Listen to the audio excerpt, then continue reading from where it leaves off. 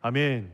우리는 2024년도 신년을 맞이해서 첫 7주간에 걸쳐서 6주간에 걸쳐 하나님께서 우리 새스명교회에 허락하신 비전이 무엇인지에 대한 말씀을 나누고 나가고 있습니다. 우리 새스명교회 하나님이 허락하신 비전이 무엇입니까? 바로 하나님의 나라가 이 땅에 실현되는 예수 공동체가 되는 것입니다. 하나님의 나라가 이 땅 가운데 실현되는 예수 공동체가 되는 것, 하나님께서는 정말 그 독생자이신 예수 그리스도를 이 땅 가운데 나를 위해서 보내주시고 나의 죄로 인해서 십자가에서 대신 그 죄를 짊어지시고 죽으심으로 나의 죄값을 치르시고 부활하신 주님이심을 우리가 믿습니다.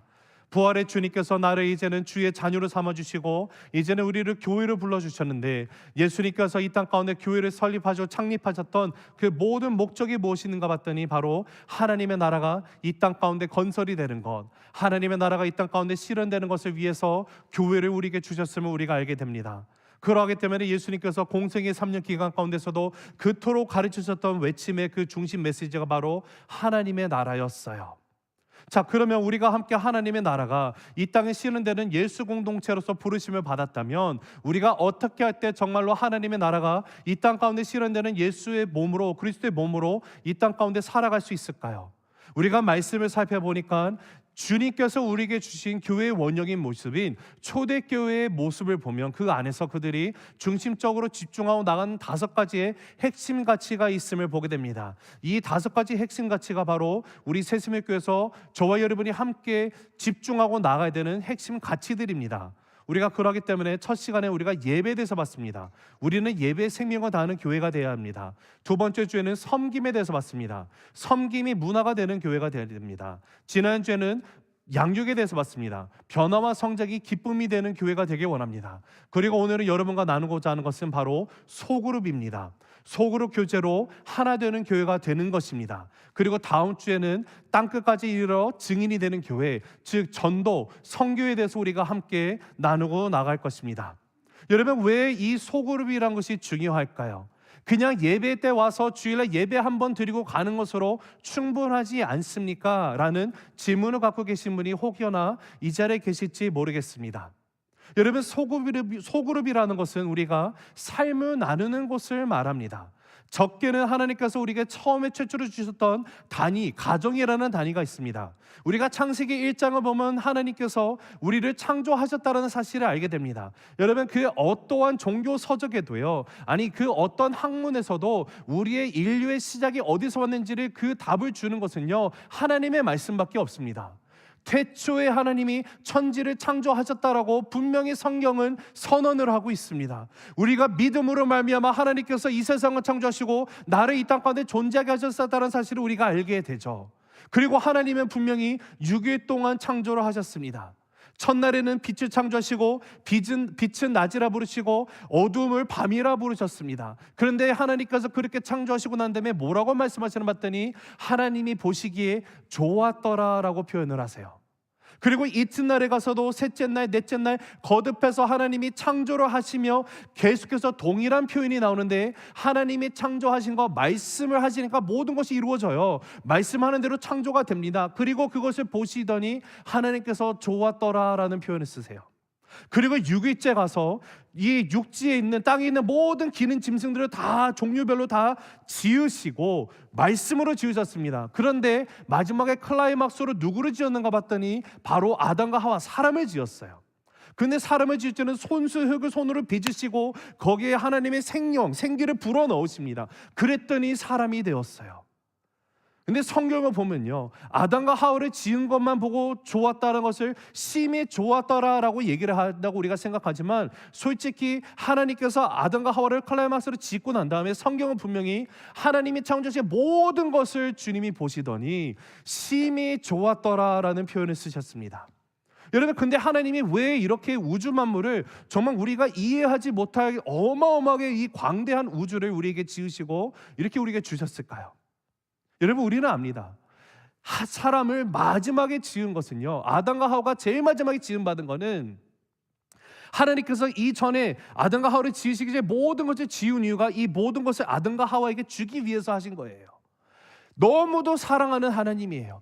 아담과 하와, 정말 우리와 함께 정말 친밀한 교제를 갖고 나가기를 원하시는 하나님께서 우리로 하여금 예배를 받기 위해서 긴밀한 교제를 함께 하기 원하시는 하나님께서 이 모든 것을 정말 생각하시며 이 모든 것을 다 창조하시고 아담과 하와에게 보여줍니다. 아담에게 보여주면서, 자, 이거를 다 봐라. 내가 너희를 위해서 다 창조한 거야. 너를 위해서 창조한 거, 이만큼 내가 너를 사랑해. 하나님의 표현이었다라는 거예요. 얼마나 그 사랑이 큰지 우리가 정말 인간적인 생각으로, 사고로, 지식으로는 이것을 이해할 수 없을 정도로 어마어마하게 큰 사랑이라는 사실입니다. 여러분, 하나님이 그렇게 하셨어요. 심히 좋았더라. 여러분, 한 장에, 성경 한 장에 좋았다라는 표현, 천지 창조주 전능자이신 하나님께서 좋았다는 표현을 7번이나 등장하는 것은 성경 다른 곳에 등장하지 않습니다. 자, 그런데 창세기 2장에 가서 보면 1장과는 너무도 대조적인 표현이 나와요. 하나님께서 처음으로 보시기에 좋지 않았다라는 표현을 쓰십니다. 여러분, 이것을 우리가 생각해 보면 되게 부정적인 표현이에요. 근데 이 표현이 중요합니다. 왜냐하면 하나님께서 모든 것을 창조하셨는데 최초의 인간인 아담을 창조하시고 아담이 혼자 있는 것을 보시고 좋지 않게 보셨다라는 거예요. 그래서 계속 모든 것이 좋다라고 말씀하신 하나님께서 약간은 부정적인 것 같은 이 표현을 하신 것의 중요한 이유가 무엇이냐면, 이를 통해서 우리에게 공동체를 주시기 시작을 하십니다. 가정이라는 단위를 주세요. 여러분, 미국의 저명한 목사님이며 베스트셀러인 존 올버트 목사님께서 이렇게 얘기를 하셨어요. 모든 인간 속에 하나님의 형상에 대한 공허함이 존재하는 것처럼 다른 어떤 대체물도 인간관계에 대한 그 내면의 욕구를 대신 채워줄 수 없다. 다시 읽어드립니다. 모든 인간 속에 하나님의 형상에 대한 공허함이 존재하는 것처럼 다른 어떤 대체물도 인간관계에 대한 그 내면의 욕구를 대신 채워줄 수 없다. 하나님의 형상에 대한 공허함이 우리의 인생 가운데 주어져 있기 때문에 예수 그리스도로 인하지 않으면 채워질 수 없는 공허함이 있어요. 이를 통해서 우리는 하나님을 믿던, 예수를 믿던 안 믿던 무엇인가 내가 믿음의 대상을 붙들고 살아갑니다. 그것이 세상에서는요, 신이 없다고 하는 사람들도요, 진화로 내가서 신앙으로 붙들고 나가요. 뭐 이것을 붙들고 저거를 붙들고 이렇게 살아가요. 은행도 붙들고 살아가는 이유가 뭐예요? 하나님으로밖에 채워질 수 없는 공허함이 있는데 이것을 어떻게 채우려고 하는데 하다 보니까 다른 것을 붙드는 거예요. 근데 문제는 어떤 것으로도 채워질 수가 없어요. 오직 예수님을 만나야지만 이 공허함이 온전히 채워지는 거예요. 근데 그 동시에 인간관계에 있어서도 내면의 욕구를 대신 채워줄 수 없다라는 것은요, 하나님께서는 내가 하나님과 수직적인 관계 가운데 하나님이 온전히 서 있어요. 하나님은 내가 사랑해요. 하나님이 나를 위해서 정말 모든 것을 내어주신 그 사랑과 은혜를 내가 깨달아요. 이제는 내가 세상으로 살아가는 것이 아니라 하나님과의 깊은 교제 가운데 살아가는 모습이 됐어요. 근데 그렇게 나아갔다 봤더니 이것이 다가 아니라 주변에 있는 형제자매들을 하나님이 나에게 주셨다는 것을 알아요. 이것도 함께 채워줄 수 있는 것은 다른 걸로 채워지는 것이 아니라 우리가 함께 서로 사랑하는 삶의 모습을 나눌 때 이것이 내면의 욕구가 채워진다는 거예요. 인간만이 채울 수 있는 공간이 또 있다는 것이죠. 하나님이 이 사실이 알시기 때문에 인간에게 알리시기 위해서 아담이 혼자 있는 것을 안 좋게 여기시고 아담을 잠을되게 하시고 갈비뼈 하나를 쥐어서서 하와를 창조하십니다. 하와를 창조한 다음에 아담에게 돕는 배필로 주셨죠. 자, 근데 지금 제가 돕는 배필로 줬다는 표현을 인해서 혹시나 여기 계신 우리 형제들이요, 아내들에게 거봐, 당신은 나를 돕는 자가 돼야 돼 라고 말하면서 열등관계를 이해하시면 안 됩니다. 하나님은 우리 모두를 주님의 형상대로 동일하게 창조하셨어요. 그런데 하나님이 우리에게 주신 가정이 온전히 건강하게 세워지기 위해서는요, 하나님께서 남자에게 여자에게 주신 역할이 다른 것뿐이에요. 역할이 다른 것이지 그 역할로 인해서 내가 너보다 더 위에 있고 아래 있고 이게 아니라는 사실을 우리가 항상 잊지 말아야만 합니다. 아담과 하와가 서로 사랑을 하며 가정을 이루고 나가요. 이 사랑의 그 가정의 모습이 궁극적으로 어떻게 드러나는 거예요? 내가 하나님을 사랑하는 그 표현이 주변에 있는 가정을 통해서 나의 가정, 남편과 아내의 사이에서 가정, 아니면 그 사랑, 그리고 우리가 더 나가서는 그리스도의 몸된 교회, 형제 자매 안에서 사랑으로 인해서 하나님을 사랑하는 그 모든 것이 드러나게 되어 있다는 것이죠. 여러분, 소그룹은 중요합니다. 소그룹 교제로 하나가 되는 교회가 되어야만 해요. 자, 오늘 제가 이것을 여러분과 나누기 위해서 함께 먼저 핵심 포인트를 여러분과 나누기 원하는데요. 하나님이 우리에게 왜 소그룹이라는 이런 관계를 주셨을까? 이겁니다. 한번 같이 읽습니다. 시작. 하나님께서 우리를 창조하신 목적은 하나님과 깊은 교제 안에서 기쁨을 얻게 하시며 또한 다른 이들과 더불어 살아가는 교제를 통해 얻게 되는 기쁨을 주시려고 하신 것입니다. 한 번 더 읽습니다. 시작. 하나님께서 우리를 창조하신 목적은 하나님과 깊은 교제 안에서 기쁨을 얻게 하시며 또한 다른 이들과 더불어 살아가는 교제를 통해 얻게 되는 기쁨을 주시려고 하신 것입니다. 하나님께서 이를 위해서 우리에게 직접 만들어 주신 것이 가정이라는 것이고 교회라는 거예요. 하나님은요, 우리를 창조하셨을 때 우리에게 주시고자 하신 것은 삶의 기쁨이에요. 하나님과 동행하고 살아가는 그 기쁨을 주셨어요. 근데 그것이 수직적인 관계에서만 끝나는 것이 아니라 이 기쁨이 흘러 넘쳐서 이제는 더불어 살아가는 형제 자매들과 그 삶의 모습을 통해서도 기쁨이 흐르게 되는 거예요. 주님이 주시는 참된 기쁨이 있음을 믿으시기 바랍니다. 여러분, 라이프의 전 그 소장이었던 톰 레이너 목사님이 오늘날 교회에 대한 이런 교회 안에서 어떤 연구를 한 게 있어요. 어떤 연구를 했냐면 5년 동안 같은 교회에서 다니는 그 성도들 가운데 예배만 참석하는 분들, 그리고 예배 플러스 소그룹에 참석하는 사람들을 놓고 5년 동안 연구를 했습니다. 조사를 했는데 결과가 이래요. 대예배만 참석한 교인들보다 소그룹에 참여하는 교인들이 5년 후에도 여전히 교회 안에서 활발하게 교회 활동을 할 확률이 5배나 높다고 합니다. 그뿐만 아니라 소그룹에 속한 사람들, 오늘날 우리 새세미교를 치면 목장 모임입니다.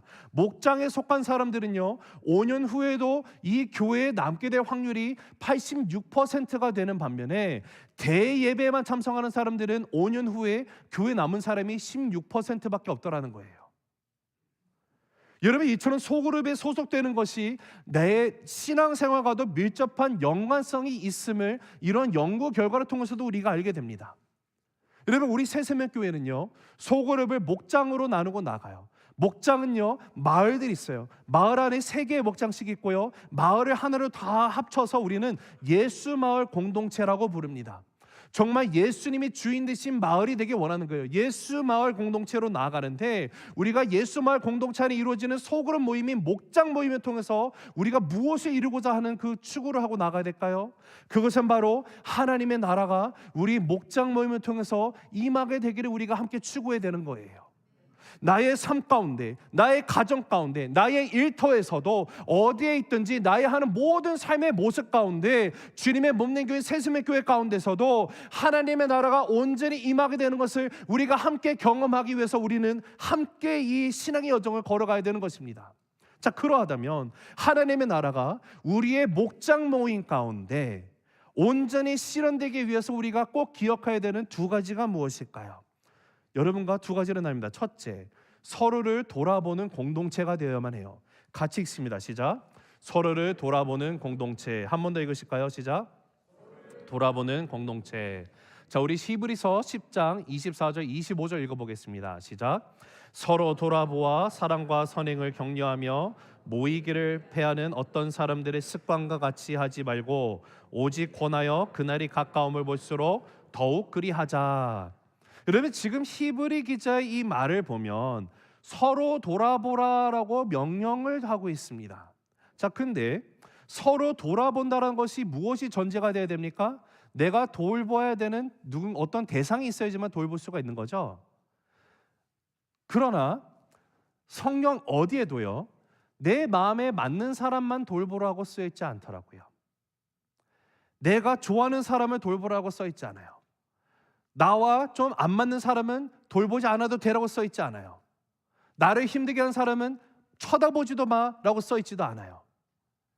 서로 돌아보라라는 것은요, 지금 이 자리에 앉아있는 저와 여러분 모두를 향해서 우리가 서로를 함께 돌아보는 공동체가 된다는 것을 뜻해요. 거기에는요, 나를 힘들게 하는 사람도 포함되어 있어요. 나에게 정말로 나에게 억울하게 어떤 이런 모험을 하는 사람도 포함될 수 있어요. 내가 정말 마음이 잘 맞는 사람도 여기 포함되어 있어요. 내가 쳐다보고 싶지 않은 사람도 포함되어 있어요. 모두 함께 서로 돌아봐야 되는 거예요. 그리고 서로 돌아본다는 것에 또 다른 의미를 생각해 보면 서로 연결이 되어 있다는 것을 우리가 보게 됩니다. 그래서 사도 바울이 고린도전서 12장에 가서 서로 연결이 되어 있다는 것, 이것을 정말 사람의 신체 그 해부학을 통해 가지고 우리는 몸의 일부가 정말 그 다양한 몸으로 구성되어 있기 때문에, 그러나 다양한 몸이지만 하나로 연결되어 있다는 것을 말하면서 교회의 하나 되는 연결되어 있는 것, 서로 돌아보는 것을 이야기하는 것이 고린도전서 12장에 나와요. 왜 사도 바울이 이렇게 얘기했을까요? 여러분, 고린도 교회는요 서로 누가 귀한지, 어떤 은사가 더 중요한지에 대해서 치고받고 싸웠습니다. 내가 다른 사람보다 더 우월한 거예요. 내가 이 교회에서 10년, 20년 신앙생활하면 새로운 사람보다 내가 더 위에 있다라는 거예요. 내가 받은 은사가 당신 거보다 더 높다라는 거예요.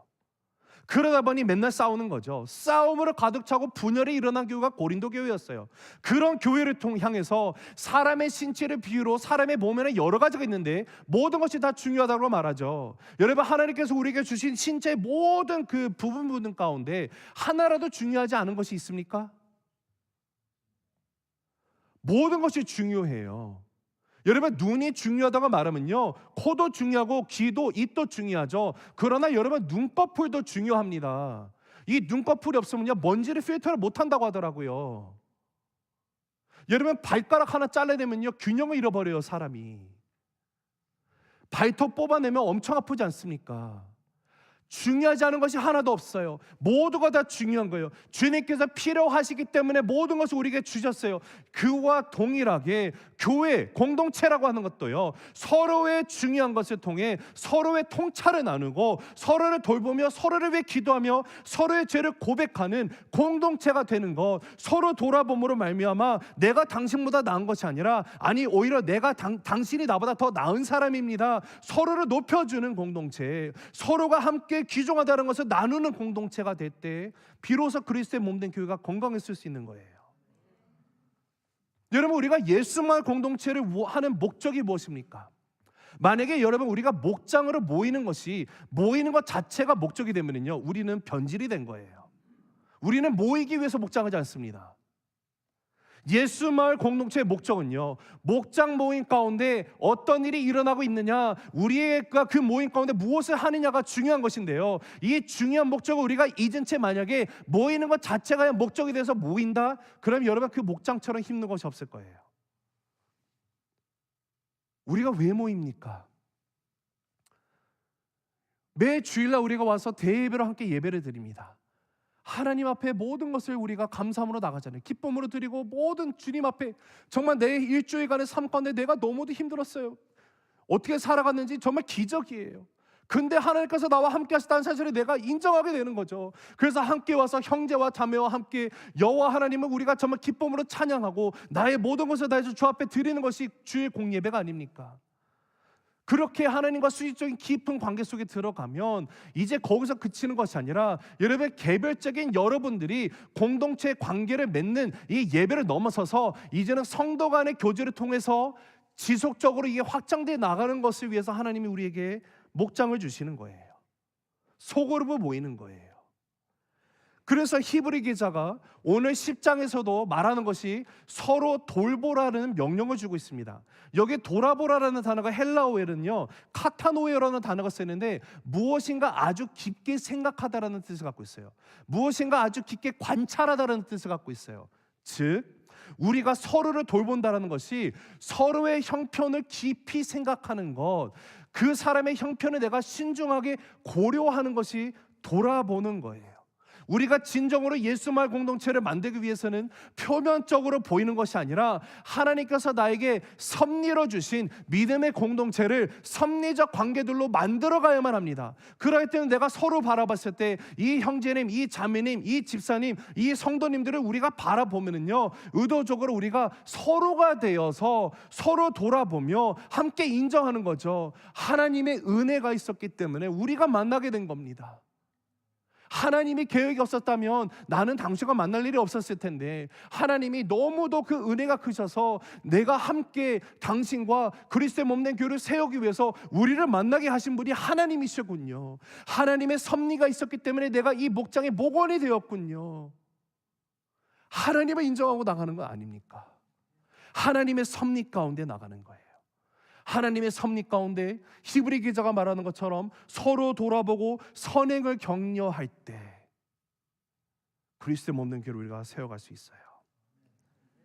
근데 여러분, 이것이 아마 네, 목사님 좋아요, 세워가는 거 맞죠? 근데 이것이 쉽게 됩니까? 우리가 삶을 나누다 보면 싸움도 일어나요. 삶을 나누다 보면 오해도 생겨요. 여러분, 가장 쉬운 해결책이 뭔지 아세요? 그 사람과 얘기 안 하는 겁니다. 가장 쉬운 게 뭔지 아세요? 그 사람한테 뒷담화 까는 거예요. 왜 믿음의 공동체를 우리가 세워가면서 왜 어려움이 생길까요? 여러분, 말씀을 묵상하다 보니까 그 답을 빌립보서에서 찾게 됐어요. 자, 우리 빌립보서 2장 5절 한번 같이 읽어보실게요. 시작. 너희 안에 이 마음을 품으라 곧 그리스도 예수의 마음이니. 우리가 건강한 목장을 만들기 위해서, 우리가 건강한 교회를 만들기 위해서 반드시 필요한 중요한 요소가 뭔가 봤더니 그리스도의 마음을 품는 거예요. 그리스도의 마음이 빠져버리잖아요, 우리는 싸움밖에 할 수밖에 없어요. 그리스도의 마음이 빠지잖아요, 내가 이 사람보다 더 우월한 거예요. 그리스도의 마음이 빠지잖아요, 내가 이 교회에서 더 오래 다녔기 때문에 내가 주인인 거예요. 그리스도의 마음이 있어야 돼요. 자, 그러면 그리스도의 마음이라고 하는 것은 무엇일까요? 자, 여기 지금 빌립보서 2장 5절을 통해서 우리가 알 수 있는 사실은 이거예요. 유치하게 되는 것은요, 유치하는 사실은 바로 빌립보 교회 공동체 안에 주님의 마음을 잃어버려 있는 상태가 돼서 바울이 지금 그리스도의 마음을 품으라고 말하는 거예요. 자, 그러면 사도 바울이 왜 빌립보 교회를 향해서 너희는 그리스도 예수의 마음을 품으라고 말을 했는지를 우리가 이해하기 위해서는 전해오는 내용을 알아야겠죠. 자, 우리 한번 2장 1절에서 4절 한번 같이 읽어보실까요? 시작.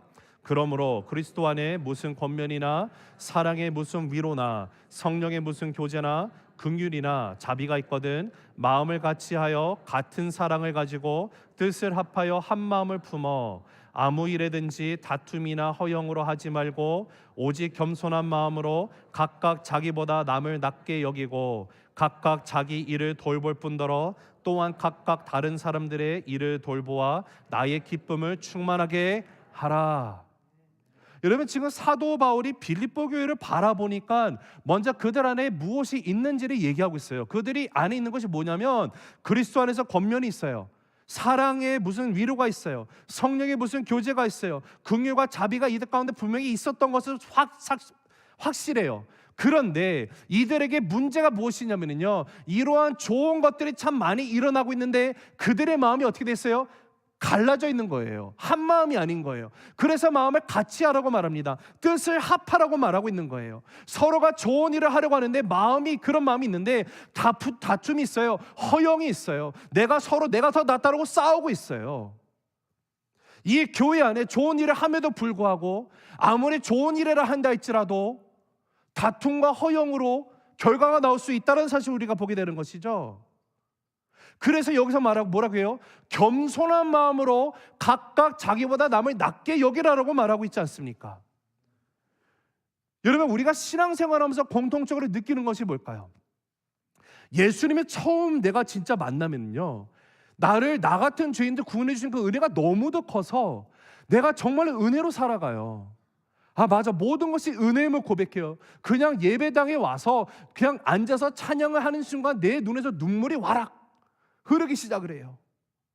모든 것이 은혜예요. 근데 신앙생활을 계속하면 할수록 5년, 10년, 15년, 20년 지나면 지날수록 은혜라는 것은 온데간데 사라지는 것 같아요. 제가 지금까지 미국에 이민교회에서 24년 목회를 했는데 너무도 마음 아픈 부분이 그거였어요. 제 자신도 그랬었어요. 은혜라는 것은 사라지고 어느 순간 내 의가 살아있어요. 막 팔떡팔떡 뛰고 있어요. 그러다 보니 남을 정죄하기 시작합니다. 그러다 보니 누군가 나보다 못하면 거기에 대해서 뭐라고 얘기를 해요. 지적을 하고 있어요. 내가 한다라는 거예요. 내가 했다라는 거예요. 하나님의 은혜가 없어졌어요. 그것은 거룩한, 건강한 성화라는 거, 성화 자체가 아니에요. 하나님이 말씀하시는 내가 예수를 더 닮아가는 삶이라는 것은요, 내가 10년, 15년, 20년, 30년 신앙생활을 하면 할수록 나는 더 낮아질 수밖에 없는 거예요. 왜냐하면 내가 깨닫게 되는 하나님이 너무도 커요. 내가 좀 더 알았다고 생각하는 하나님은 더 커져 계시는 거예요. 하나님이 정말 광다신 분이 아니십니까?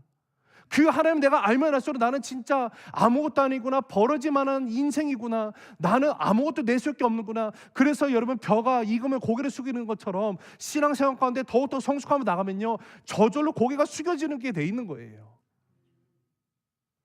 근데 이런 고민을 해봐요. 분명히 그러한 모습으로 우리가 신앙을 시작을 했는데 왜 내가 어느 순간 내 의가 드러나기 시작하고 어느 순간 내가 이것을 했다고 하고 누군가를 판단하기 시작하고 이러고 있을까? 저는 그 답이 빌립보 교회에 있다고 봐요. 바로 예수 그리스도의 마음을 내가 놓치는 순간 이렇게 될 수 있구나. 여러분, 예수의 마음을 내가 놓치면요, 나 또한 내 의를 드러내는 자가 될 수 있어요. 빌립보 교회 안에서 정말 좋은 일도 많이 하고 있어요. 그리스도 안에서 권면을 하려고 해요. 사랑의 위로가 있어요. 교제가 있어요. 긍휼이 있어요. 자비가 있어요. 그런데 그리스도 마음이 없는 거예요. 그러니 아무리 그런 좋은 모습으로 함께 나가려고 하느라 좀 분열이 일어나죠.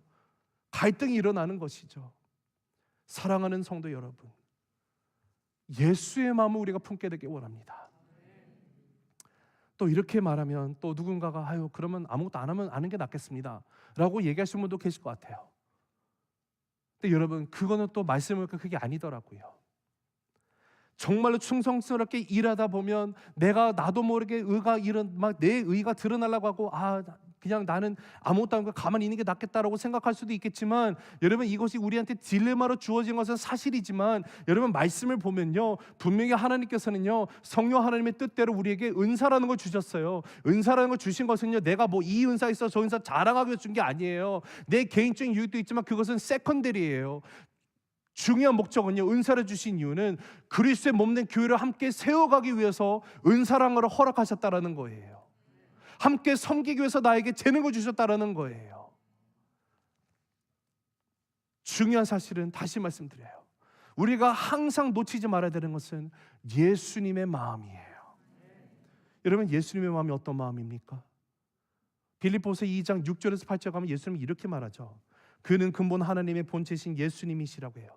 하나님과 동등됨을 취하지 않으셨어요. 오히려 자기를 비워 종의 형체로 사람으로 오신 분이었어요. 그리고 자기를 낮추시되 어디까지 낮추셨습니까? 십자가에 죽기까지 복종하신 분이 바로 예수님이에요.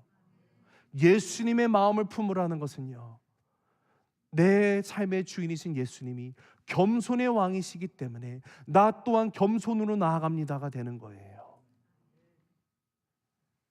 이 마음을 품을 수 있는 저와 여러분 되시기를 간절히 바랍니다. 여러분, 두 번째는요, 우리가 오이코스 공동체가 되어야 돼요. 한번 같이 읽습니다. 시작. 오이코스 공동체. 한 번 더 읽습니다. 시작. 자, 우리 46절 읽어보실까요? 시작. 날마다 마음을 같이하여 성전에 모이기를 힘쓰고 집에서 떡을 떼며 기쁨과 순전한 마음으로 음식을 먹고. 자, 이 말씀은 특별히 오늘날 이 시대에 우리가 반드시 놓쳐서는 안 되는 말씀이라고 저는 확신을 합니다. 항상 기억하고 소중하게 여겨야 되는 단어가 나와요. 바로 집에서 떡을 떼며라는 표현이에요. 여기 집이라는 헬라 단어가 오이코스입니다. 이 오이코스라는 단어는 그 당시 헬라인들에게는 너무도 그냥 흔히 쓰이는 단어예요. 근데 이 단어가요, 단순히 눈에 보이는 건축물인 집만을 뜻하지 않습니다. 이것은 가정, 그리고 확장된 가족이나 친교의 의미를 담고 있는 것이 오이코스예요. 거기서 떡을 떼었다라는 거예요. 두 가지 의미입니다. 함께 교제를 했다, 함께 주의 만찬을 했다. 이것이 떡을 뗀다라는 것의 표현의 의미입니다. 자, 이것을 42절에 가서 읽으면 또 이렇게 말해서 같이 읽어볼게요. 시작. 그들이 사도의 가르침을 받아 서로 교제하고 떡을 떼며 오로지 기도하기를 힘쓰니라. 자, 여기 힘쓰니라는 단어가 헬라의 프로스칼테르오라는 단어가 나오죠. 이 힘쓰니라는 단어가 무엇입니까? 변함없이 계속해서 어떤 것에 몰두해 있는 상태를 말하는 것이 프로스칼테르오예요. 변함이 없어요. 집중했어요. 몰두하고 있어요. 초대교회 성도들이 몰두한 것이 뭐예요? 다른 게 아니죠. 사도들의 가르침을 받았어요. 사도들의 가르침을 받고 교제하는 것, 즉 떡을 떼는 것과 기도하는 것이라고 오늘 말씀을 우리에게 얘기해 주고 있습니다. 여러분, 사도들의 가르침을 받는 것이 오늘날에는 사도가 없어요. 여러분, 요즘에 신사도주의라는 것이 있습니다. 저는 신사도주의의 그 신학의 모든 그 주장하는 것을 저는 하나도 동일할 수가 없어요. 왜냐하면 사도라는 것은요, 예수님이 정말 예수님 당시에 예수님이 부르시고 함께 삶을 나눈 사람이 사도가 될 수 있어요. 그리고 예수님부터 직접 가르침을 받은 사람이어야 돼요. 그리고 세 번째는 예수님부터 직접 보냄을 받은 사람이 사도가 될 수 있는 자격이 되는 거예요. 교회를 세우기 위해서 하나님은 사도들을 세우셨어요. 예수님이 보내셨어요, 그들을. 근데 그 당시에만 사도들이 있었던 것이고 오늘날은 사도가 다시 있을 수가 없습니다. 신사도주의 가운데 가장 제가 힘든 부분이 이거예요. 내가 기도할 때 하나님이 나한테 직통 계시를 주신다는 거예요. 어디 그게 있습니까? 하나님이 주신 계시의 말씀이 여기 있어요. 하나님이 이미 우리에게 성경 말씀을 통해서 하나님이 계시를 다 주셨어요. 이 성경 말씀 외에 다른 계시는 존재할 수가 없다는 사실을 아시기 바랍니다. 누군가 만약에 여러분이 와서 내가 기도했는데 하나님이 이 말씀 줬다고 말씀하시면요, 반드시 성경 말씀 가운데 이것이 맞는지 아닌지 우리는 분별할 수 있어야 돼요. 왜냐하면 요한 1서 5장에 가서도 뭐라고 합니까? 모든 영이 다 하나님 온다라고 여기지 말라고 해요. 시험하라고 해요. 이것이 하나님으로부터 오는 것인지 악한 영으로부터 오는 것인지 우리는 분별해야 된다고 말해요.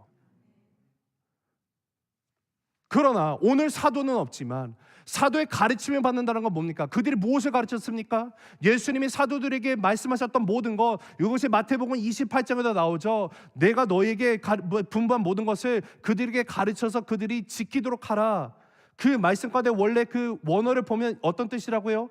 내가 분부한 모든 것이 지켜질 때까지 가르치라는 뜻이 아니었습니까? 즉 오늘날에는 우리가 하나님의 말씀이 주어졌어요. 이 말씀 가운데 발견되는 하나님의 뜻, 예수님이 우리가 어떻게 살아가라는 그 말씀을 오늘도 우리는 말씀을 통해서, 성경 말씀을 통해서 우리는 배워야 된다는 거예요. 가르침을 받는 거예요. 하나님의 말씀 펴서 내가 읽고 묵상하고 나가는 순간, 예배 가운데 말씀이 선포되는 순간순간마다 성령 하나님께서, 성경에 저자이신 성령 하나님이 나의 마음 가운데 그 음성을 들리게 하시는 분이 하나님이 아니십니까? 그 들린 음성, 주시는 말씀은 내가 깨닫고 말씀대로 살아가는 거예요. 여러분, 우리는 말씀을 배워야 돼요. 그럴 때면 여러분, 봄학기 양육 강좌 여러분 사인업 하시기 바랍니다. 재지 마세요. 예전에 다 했어요. 하셔서 다시 한번 해보세요. 전에 여러분이 배웠던 것과 제가 여러분과 함께 나누는 그 교재가, 아니면 준비한 강의 내용이 다 똑같을까요? 비슷하죠. 하나님의 말씀에서 나오는 거기 때문에. 그러나 만약에 배웠던 거더라도 다시 새로운 마음으로 함께 이것을 함께 동참하며 나가며 그리스도의 몸된 교회를 함께 세워가는데 우리가 힘쓰게 되기를 원해요. 하나님의 말씀을 배우고 교제하며 나아가더라. 근데 교제하는 것이 무엇입니까? 떡을 떼고 기도하는 데 힘쓰는 거예요. 여러분, 떡을 떼는 것은요, 우리가 함께 식사를 하는 것으로, 떡을 떼는 것으로 얘기도 할 수 있지만 더 나아가서 더 중요한 것은요, 바로 하나님, 예수님이 나의 삶의 주인이심을 성만치 않은 그들이 함께 떡을 떼며 나가는 것을 우리가 알아요. 그 말의 뜻이 뭐냐면 교제의 중심에 누구가 되어야 된다라고요? 예수님이 주인이심을 고백하는 거예요. 서로 떡을 뗀다는 건요. 우리가 목장으로 모입니까? 우리 목장의 주인이 누구여야 됩니까? 예수님. 우리가 가정에서 함께 살아가죠. 내 남편, 내 아내, 우리 자녀들, 우리 가정의 주인은 또 누가 되어야 됩니까? 예수님이에요. 예수님이 주인이심을 표현한 것이 떡을 떼는 거예요. 예수님이 주인이시기 때문에 함께 내가 목장에서 목원들과 함께 삶을 살면서 나가요. 근데 형제 자매 안에 삶의 모습을 보니까 그 삶의 주인도 예수님이심을 내가 보게 되는 거예요. 근데 그렇게 보는 데서만 인정하는 데서 그치는 것이 아니라 어디까지 간다고요? 서로 위해서 기도하더라. 여러분, 기도를 왜 할까요? 기도가 내가 뭔가 얻기 위해서 하는 것이 기도입니까? 만약에 기도를 그렇게 여기면 하나님 정말로 서운하실 것 같아요. 정말 슬퍼하실 것 같아요. 하나님은 우리에게 기도라는 문을 열어주셔서 왜 주셨습니까? 하나님과 끊임없는 깊은 교제를 하기 위해서 주신 거예요. 하나님의 마음이 내 마음이 되기 위해서 기도의 문을 통해서 내가 하나님의 마음에 내가 접촉하게 되는 거 아닙니까? 하나님의 뜻이 내 뜻이 되는 것이 기도가 아닙니까? 예수님의 기도의 모습도 그러지 않으셨습니까? 하나님과 끊임없는 교제. 근데 그것을 이제는 성도들이 서로가 서로에게 위해서 기도하는 거예요. 여러분, 이 말씀이 의미하는 바가 뭐냐면 초대교회 최초 예루살렘에 탄생한 예수 마을 공동체라는 곳에 그들은 대그룹으로 성전에서 같이 예배를 드리는 오늘날 우리가 드리는 이런 예배 모습도 있었지만 또 그들이 가정에서 때로는 목장으로 소그룹으로 모여서 함께 주의 만찬도 하고 함께 서로 위해서 기도하고 나갔다는 것을 우리에게 알려주는 거예요. 즉 이 성도의 삶 가운데 모든 것이 중심에 예수님으로 시작해서 예수님의 과정이 되고 예수님의 마무리가 되는 그 삶을 살아가는 것이었어요. 이 모든 것이 그들이 예수님이 그들을 제자로 부르셨고 제자로서 살아가기 위해서는 내가 반드시 붙들고 나가야 되는, 내가 예수의 제자로 살아가기 위해서 계속 유지하기 위해서는 반드시 우리가 함께 모이는 예배가 있어야 되고 또 더 나아가서는 서로를 위해서 함께 긴밀하게 삶을 나누는 소그룹의 단위로 모이는 것이 있어야 된다는 거예요. 여러분, 나중에 이 초대교회 가운데 어떤 일이 있었습니까? 박해가 일어나기 시작을 하죠. 핍박이 너무 심해지니까 어떻게 됐어요? 성도들이, 예루살렘에 있는 교회 성도들이 온 지역으로 다 흩어졌어요. 예루살렘 교회에 남아있는 사람은 사도들밖에 없어요. 그들이 다 뿔뿔이 흩어졌죠. 근데 여러분, AD 70년에 가서는 어떻게 됩니까? 예루살렘 성이 완전히 무너집니다. 로마 제국이 더 박해가 심해져요. 이거는 완전히 내일 내가 잡히면 죽는 거예요. 그냥 정말 힘든 그런 박해 가운데 핍박 가운데 있을 때 그들이 더 이상 성전에 모일 수가 없는 상황이 됐어요. 그러나 그럼에도 불구하고 그들은 모이기를 패하지 않고 어떻게 했어요? 가정에서 계속해서 말씀을 배우고 함께 교제를 나누며 나갔다라는 거예요. 여러분, 성경에서 이야기하는 교회라는 것은요, 건물이 아니에요.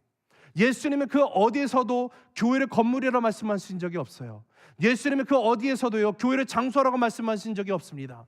교회라는 것은요, 주는 그리스도시요 살아계신 하나님의 아들이십니다. 이 반석과 같은 고백 가운데 세워진 것이 교회예요. 즉 예수님은 나의 삶의 주인으로 구원자로 영접한 저와 여러분이 교회임을 믿으시기 바랍니다.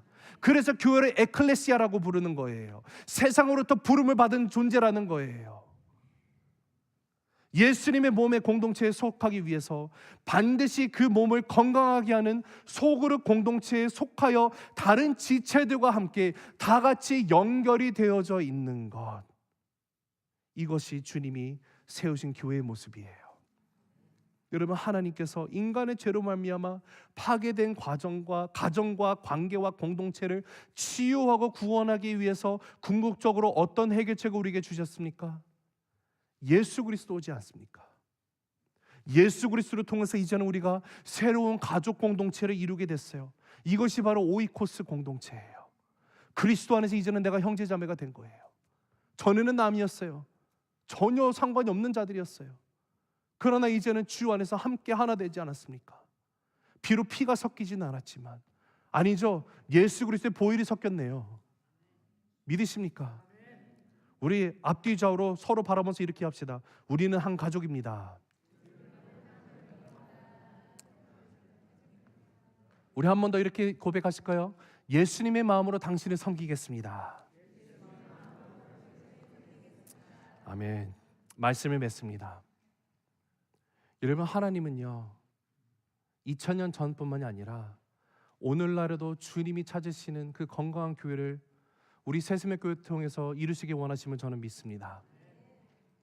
여러분, 우리 새스맥 교회의 비전은요, 하나님의 나라가 이 땅 가운데 실현되는 예수 공동체가 되는 것이에요.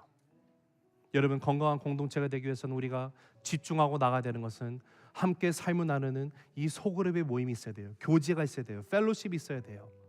서로 떡을 떼며 예수님이 나의 삶의 주인이 되시면 함께 인정하고 고백하며 서로 안에, 내 안에 계신 예수님이 형제님, 자매님에게도 계시기 때문에 내가 당신에 대할 때 내가 예수님을 대하듯 합니다.